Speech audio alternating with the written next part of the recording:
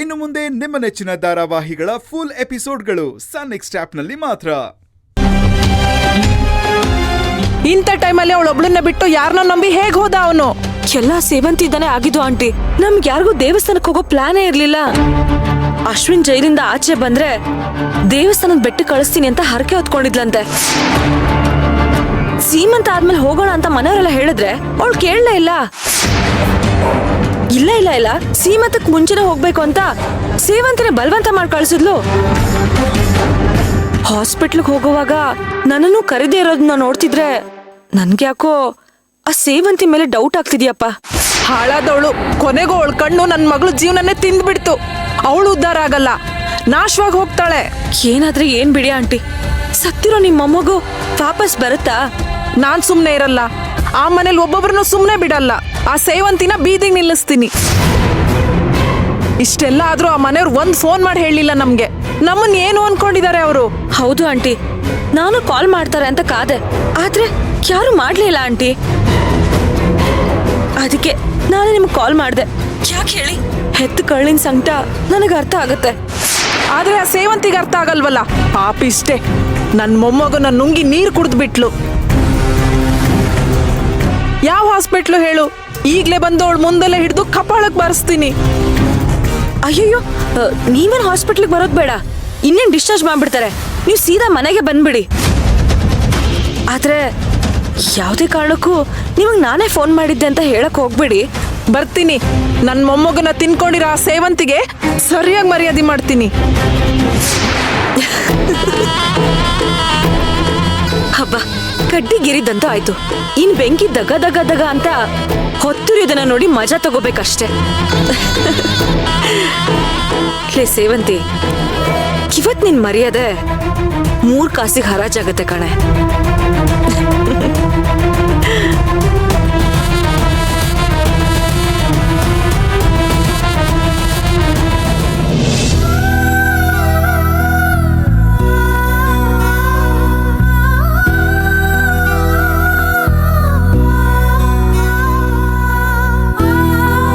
ಪೂಜಾ, 1 ನಿಮಿಷ ಆರತಿ ಮಾಡ್ತೀನಿ. ಬೇಡ ಚಿಕ್ಕಿ, ಮಗುನ್ ಕಳ್ಕೊಂಡ್ ಬರೀ ಕೈಲಿ ಬಂದಿರೋ ಈ ನತ್ತ ದೃಷ್ಟಿಗೆ ಯಾಕೆ ಆರ್ತಿ?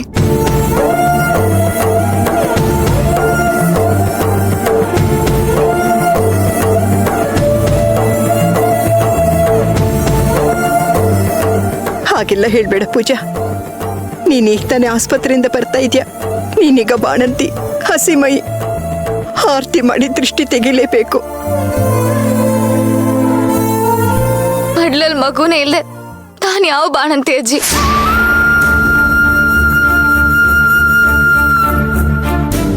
ಪೂಜಾ, ಮಗು ಇರ್ಲಿ ಬಿಡ್ಲಿ, ನೀನಿವಾಗ ಬಾಣಂತಿನೇ.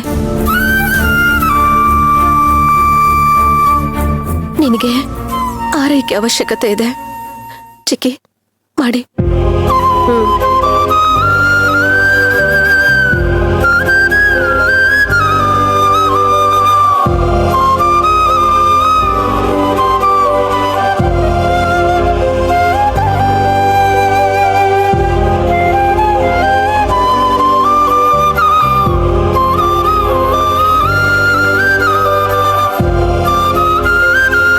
ಏನೇ ಹಣೆ ಬರ ನಿಂದು. ಎಲ್ಲ ಸರಿಯಾಗಿದ್ದಿದ್ರೆ ಮಗು ಸಮೇತ ಆರತಿ ಮಾಡಿಸ್ಕೊತಾ ಇದ್ದೆ. ಏನ್ ಮಾಡ್ಲಿ ಚಿಕ್ಕಿ, ನನಗ ಭಾಗ್ಯ ಇಲ್ಲ.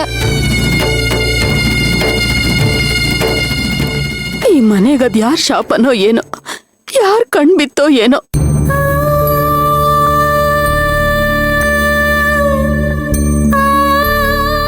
ಈ ಮನೇಲಿ ಒಂದ್ ಮಗುನ ಹೆತ್ತಾಡ್ಸೋ ಭಾಗ್ಯನೇ ಇಲ್ಲ.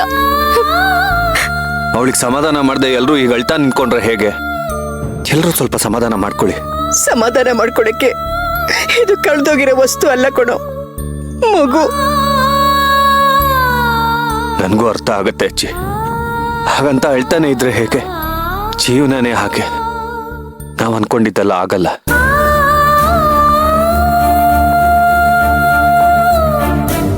ಕೆಲವೊಂದ್ಸಲ ಕೆಲವನ್ನೆಲ್ಲ ಆಕ್ಸೆಪ್ಟ್ ಮಾಡ್ಕೊಂಡು ಮುಂದಕ್ಕೆ ಹೋಗ್ಬೇಕಾಗತ್ತೆ. ಎಲ್ರೂ ಒಳಗಡೆ ಬನ್ನಿ. ಪೂಜಾ,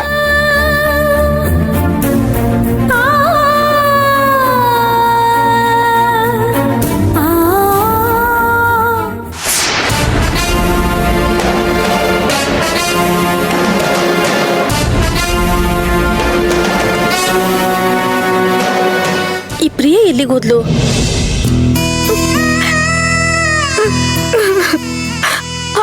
ಆಗ್ತಿಲ್ಲ.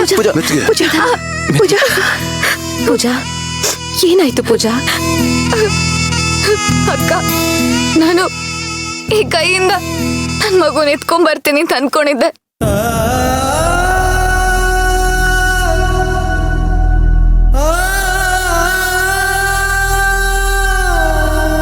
ಆದ್ರೆ ಈ ರೀತಿ ನನ್ ಬರೀ ಕೈಯಲ್ಲಿ ಮನೆ ಒಳಗ್ ಬರಕ್ ಆಗ್ತಿಲ್ಲ ಅಕ್ಕ.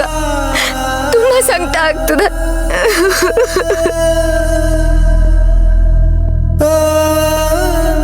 ಏಯ್, ಎಲ್ಲೇ ಹೋಗಿದ್ದೆ?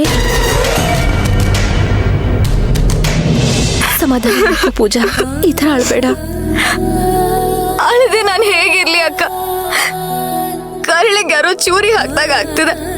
ಆ ದೇವ್ರು ಚೂರಿ ಹಾಕ್ಬಿಟ್ಟ, ನಮ್ ನಂಬಿಕೆಗೆ ಚೂರಿ ಹಾಕ್ಬಿಟ್ಟ. ನಾನು ಯಾಕಾದ್ರೂ ಬದುಕಿದೀನೋ, ಇಲ್ಲ ನನ್ ಜೀವ ಹೋಗ್ಬಾರ್ದಿತ್ತ ಅಂತ ಅನ್ನಿಸ್ತಾ ಇದೆ. ಪೂಜಾ, ಅಯ್ಯೋ ಅಯ್ಯೋ ದೇವ್ರೆ. ಏಯ್, ಅಯ್ಯೋ,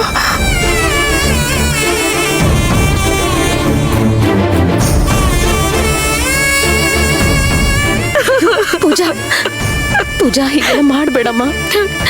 ನೋಡು, ನೀನ್ ಹೀಗೆಲ್ಲ ನೋವು ಪಡ್ತಿದ್ರೆ ಅದು ನಿನ್ ಮನ್ಸಿನ ಮೇಲೆ ತುಂಬಾನೇ ಪರಿಣಾಮ ಬೀರುತ್ತೆ. ನಿನ್ ಆರೋಗ್ಯನೇ ಹಾಳಾಗ್ ಹೋಗುತ್ತೆ. ಅದನ್ ಕಟ್ಕೊಂಡು ಏನಾಗ್ಬೇಕಕ್ಕ? ನಾನ್ ಸತ್ತು ನನ್ ಮಗುನಾದ್ರೂ ಬದುಕಿದ್ರೆ ಎಷ್ಟು ಸಮಾಧಾನ ಆಗ್ತಿತ್ತು. ಬಿಡ್ತು ಅನ್ನು. ಹೀಗೆಲ್ಲ ಮಾತಾಡ್ಬೇಡ ನೀನು. ನನಗೆ ನೀನು ಕೂಡ ಅಷ್ಟೇ ಮುಖ್ಯ ಕಣೆ. ಆದ್ರೆ ನನಗ್ ನನ್ ಮಗು ಮುಖ್ಯ ಅಕ್ಕ. ನನಗ್ ನನ್ ಮಗು ಬೇಕು. ನನ್ ಮಗು ಬೇಕು.